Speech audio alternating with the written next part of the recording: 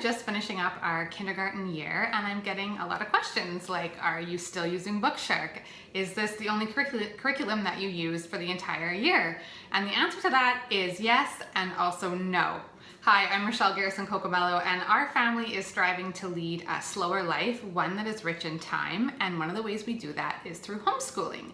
So today I'm going to talk about Bookshark and just go over a year-end review, talk about each subject briefly, and just let you know what worked for us and what didn't.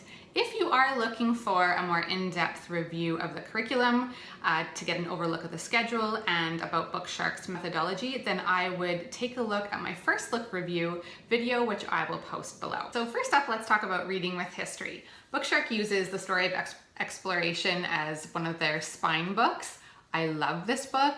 The problem was it completely didn't work for my son. I believe that's actually just because it's a bit too old, and that's a common theme within a lot of the Bookshark Facebook groups that I'm part of. A lot of people say the same thing. Now, kindergarten or level K for Bookshark is for the age range of 5 to 7. So I do suspect that up at the upper age ranges, this might work very nicely, but for a 5-year-old, it just was just above him. And I think it's beautiful. It's beautifully illustrated with a lot of different chunks of information.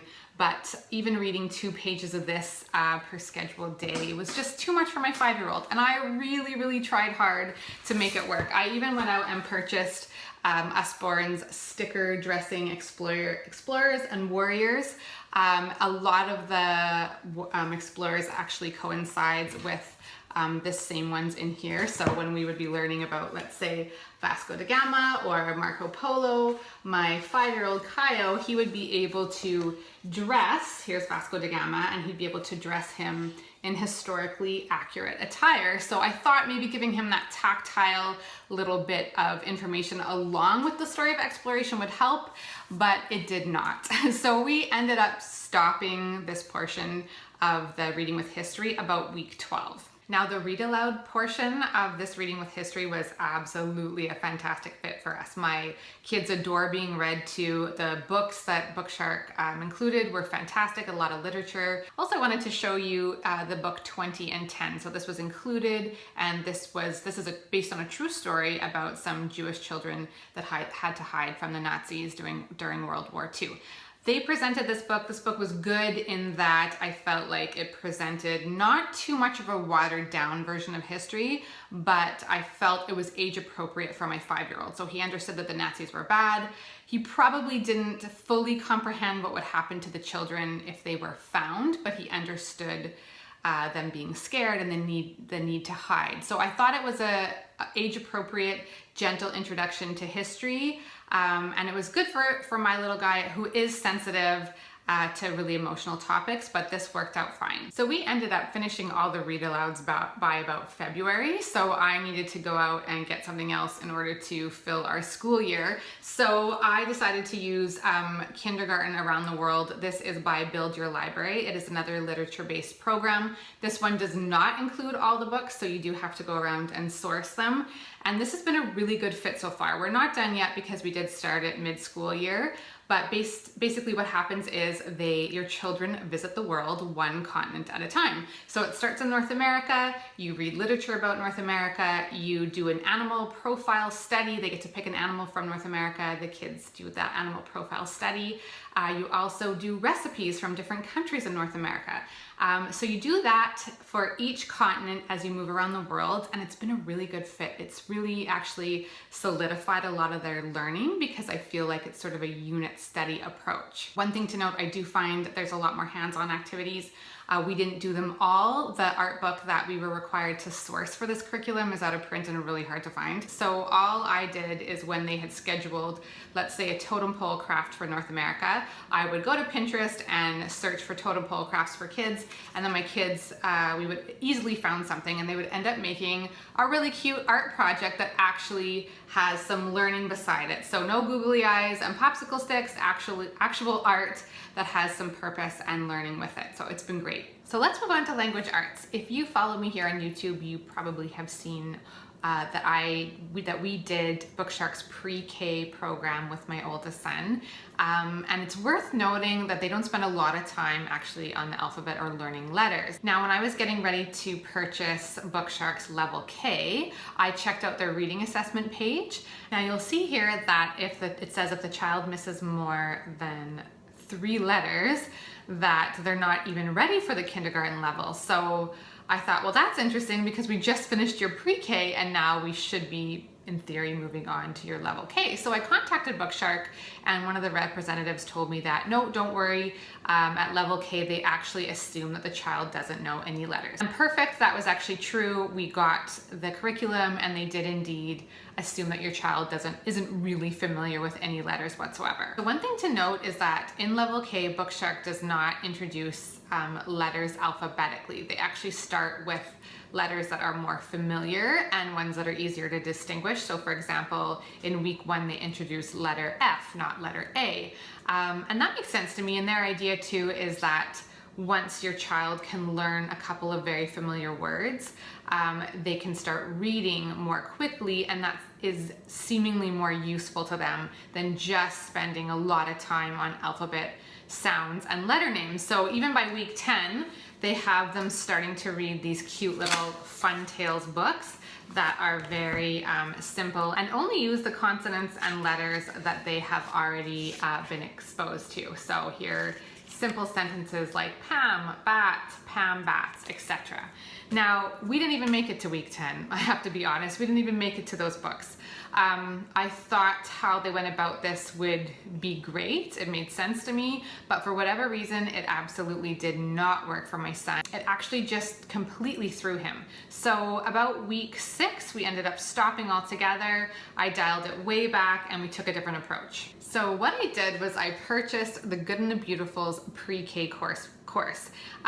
This was such a good fit. It worked really well. Now, this is a religious curriculum. If you have the Christian faith, that will work well for you. As a secular homeschooler, I just skipped the parts about God making colors. It was easy to do so it wasn't a big deal for me.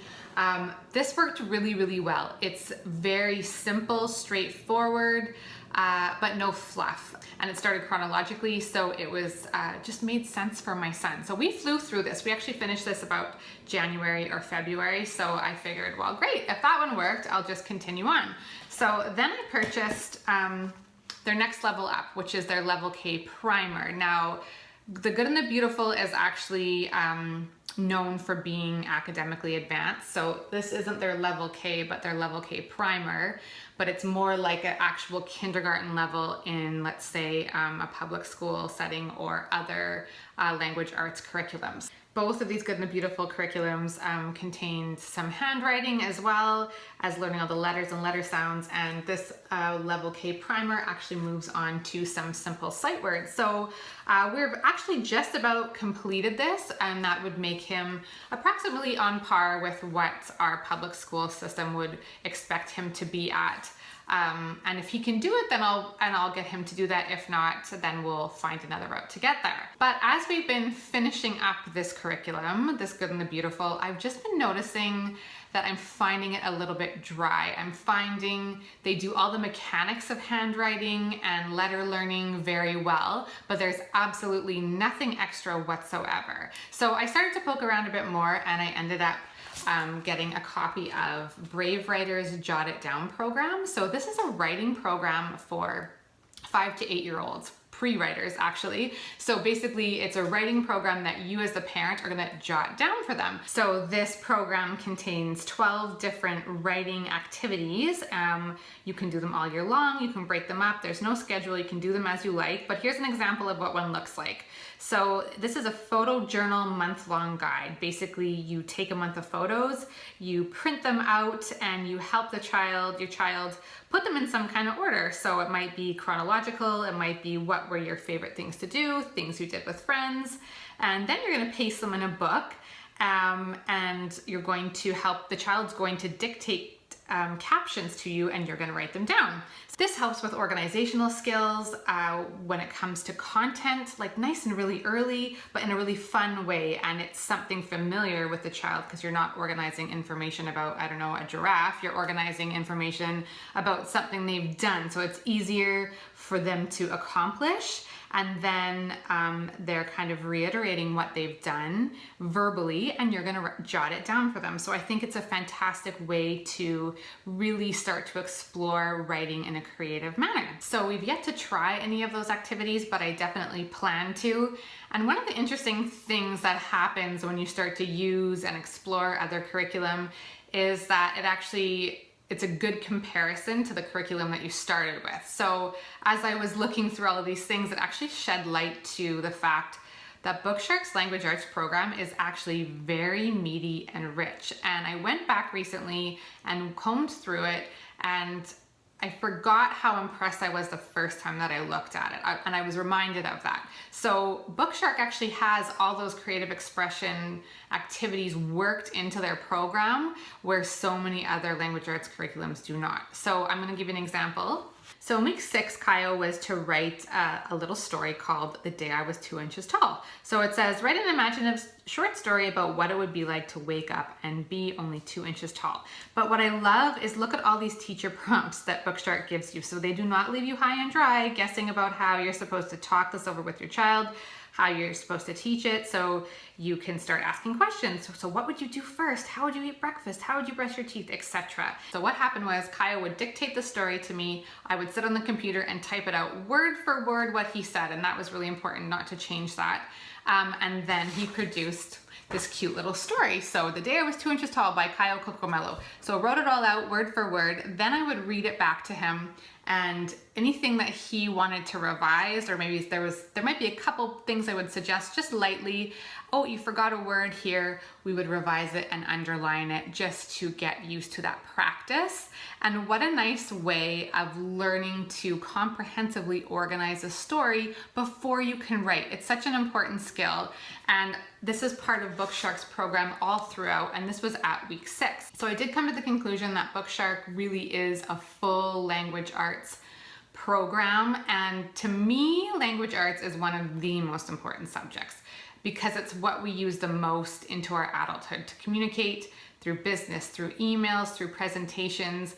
It's how concisely we can say something, how creatively can say something, how we can organize information in a cohesive manner. So now I know he's just at the kindergarten level, but I want to make sure I'm on the right track with how to teach it and just setting that base for solid skills and a solid set of language arts learning. So yeah, I'm impressed with how much they actually give you. So I'm definitely considering Bookshark's language arts for the coming year.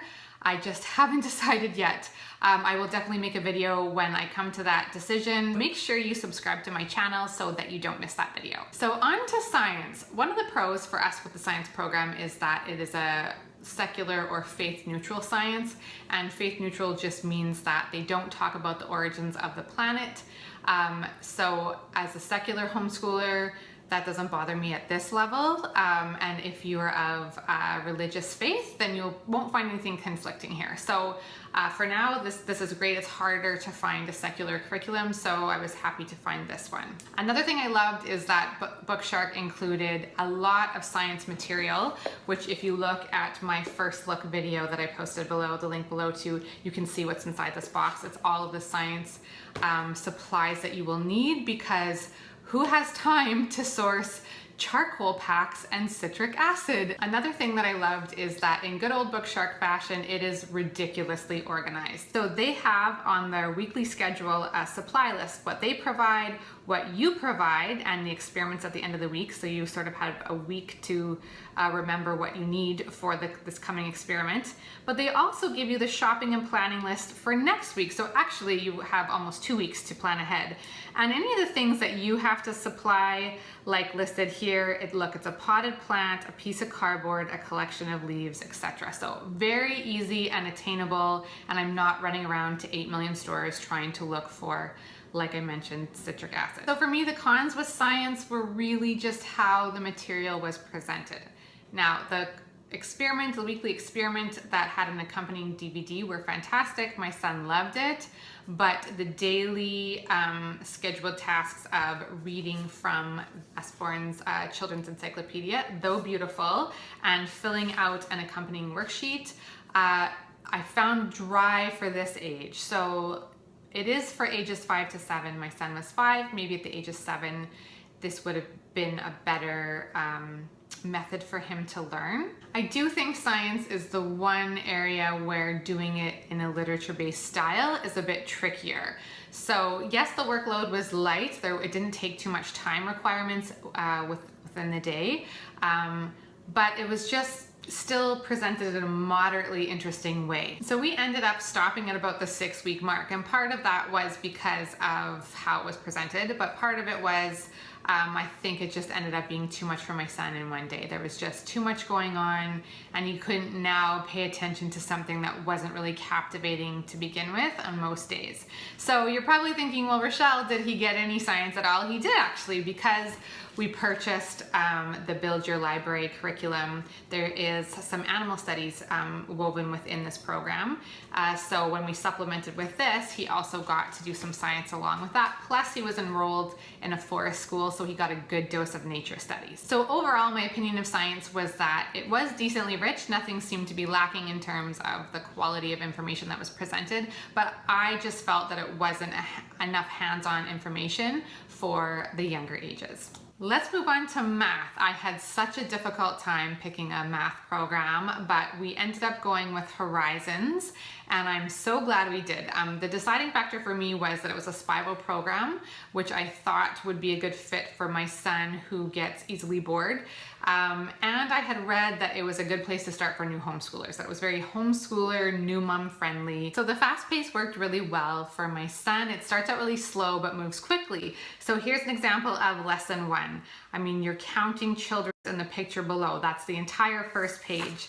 The back side of the page is as simple as circling the top and the bottom of objects, and then you begin with some light letter writing. Now he's on lesson 141, and look at what he's required to do. He's doing addition, he's writing numbers in order, he's doing simple word problems, and then doing some subtraction. Now, one thing to note is that there is a number line here, and I didn't even think about that as being an issue until someone pointed it out to me. We'll see if that will be a problem as we continue on. He is semi-reliant on it, I notice. Not in the lower numbers, but definitely in the higher numbers. So we'll see if that ends up being a crutch for him or a useful tool. I did want to mention that my son, he does seem to naturally get math. I never had to really teach him addition or subtraction. I would hand him the worksheet and he would fill out most of it on his own. I would read the instruction, but he didn't need any help counting forwards, backwards, or doing any of the subtraction. But on concepts that he didn't initially grasp, so for him that was place value and telling time, what worked really well here was the spiral concept of how they learn. So it would be introduced to him just briefly, then you'd be reviewing something else, and then you'd bring it back around and sort of touch on that place value or time telling again, but then you would drop it for a bit and bring it back around again. And what happened for someone like my son, who is a perfectionist and very sensitive, if he doesn't feel good at something right away, he doesn't want to do it. So I think a mastery program would not have worked for him, because if he had come across a subject that he had to sit in for a long period of time that he didn't feel good at, he would be constantly frustrated. But with the spiral program, because he could touch on it and then we would quickly move to something else that he was generally good at, but then it would come back again in a couple days and review, but not for very long, not long enough for him to really get stuck in not understanding it, it would be okay. And each time it came back, I would literally watch the learning unfold. And that was completely because of the spiral program. If you want a more in-depth look at Horizons and you really want to see how this spiral program comes to life and their scope and sequence, I'll link my Horizons Level K review video below. So what's my overall thought on Bookshark's Level K? Well, it's a parent's dream if you like well laid out, organized plans. I haven't come across anything close to what they do here. Their parenting prompts alone are absolutely amazing. There's so much detailed notes and explanation for the parents, and at no time did I ever feel like that was overwhelming. I actually felt like that really helped me to teach. So any of my issues with Bookshark, they were never about quality, and I think that's one thing that's important to note. I never thought that they were giving me subpar quality. The issues for me were generally with age or with how information was presented. So for example, if you remember, we found that the history spine was, and the science was a bit too old, and then how the information was presented in language arts not being chronological, the alphabet not being presented chronologically was an issue for my son, and then also just how the science, the literature-based science, didn't make for a super engaging science program for us anyways. The other thing I just wanted to touch on was price. This is an expensive curriculum up front, and I always thought, oh my gosh, Rochelle, of course you'd like the most expensive curriculum, but actually what I found was for other curriculums like the Build Your Library one that doesn't include the books, by the time I added in all the books, it was the same price as the Reading with History and Bookshark, if not more. Now, I should mention that I am in Canada, so that does affect how much access I have to cheap books. For me to shop at thrift books, for example, by the time I pay the shipping and duties, it's cheaper for me to buy books newer on Amazon. So that tended to be what I had to do. And my library only had 2 of the books that I needed for the Build Your Library's literature-based program. I'm in Quebec, so half of our library is in French. So that also limits some of our availability to English books. So will we be using Bookshark in any capacity for our next school year? Stay tuned for my next video to find out.